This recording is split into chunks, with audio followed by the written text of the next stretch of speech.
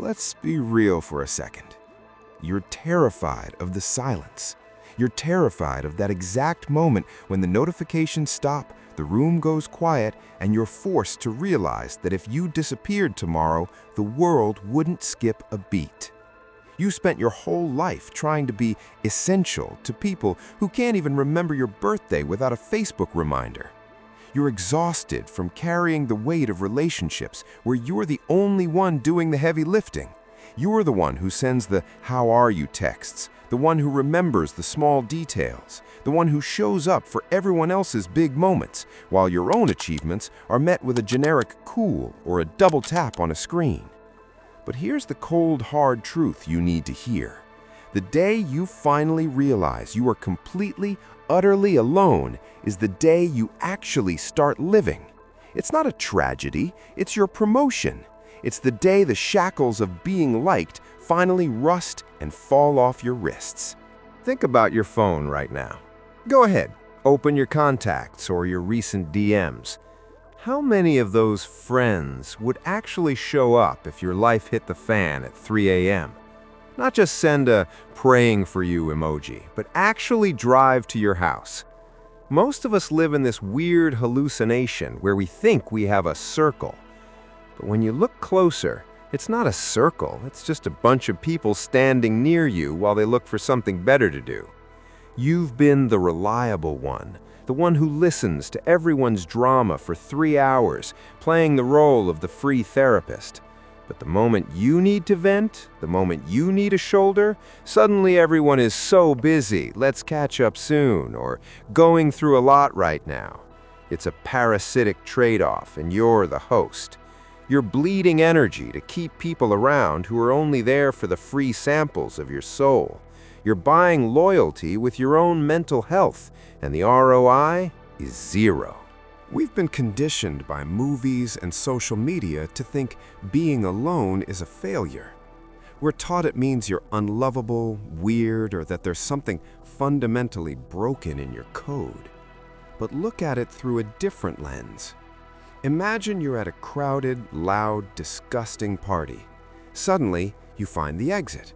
You step outside into the cold, crisp night air. The silence hits you like a physical wave. It's jarring at first, maybe even a little scary, because there's no noise to hide behind. But then you realize you can finally breathe. Your lungs expand for the first time in years. That's what being alone actually is. It's stepping out of the noise. When you realize nobody is coming to save you, you stop looking at the door. You stop waiting for a permission slip from the crowd to be happy or to start that project. You realize that the only person who has ever truly had your back is the person looking back at you in the mirror. This is the moment you stop being a background character in someone else's movie. Picture this. You are standing in the middle of a massive city square. Thousands of people are rushing past you, a blur of faces and gray coats. They don't see you. They don't care about your dreams, your heartbreaks, or your goals. In the past, this realization would have made you feel small, like a speck of dust. But now you feel like a god. Why? Because if they don't see you, they can't control you. If they don't care, they have zero power over your emotions. You don't owe them a smile, an explanation, or a seat at your table. You reach up and place an invisible crown on your own head. You aren't waiting for a coronation from the public or a congrats from people who don't matter. You crowned yourself in the dark. This is the invisible crown phase. It's the realization that being nobody to the world makes you everything to yourself. You are no longer performing for an audience that isn't even paying for tickets. So, what do you do with this power? You use it as a brutal, high-efficiency filter. From now on, you stop performing. You stop checking in on people who never check on you just to be the bigger person. Being the bigger person has just left you feeling empty and small.